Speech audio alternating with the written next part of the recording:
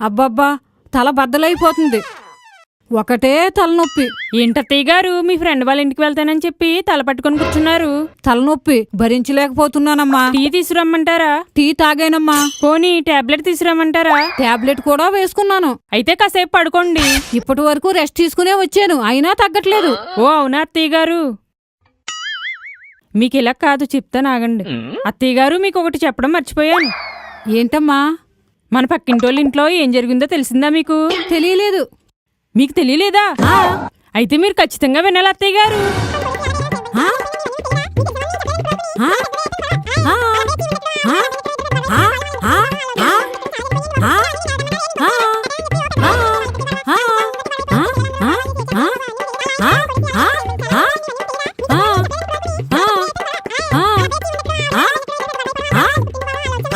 అత్తయ్య గారు తలనొప్పి తగ్గిందని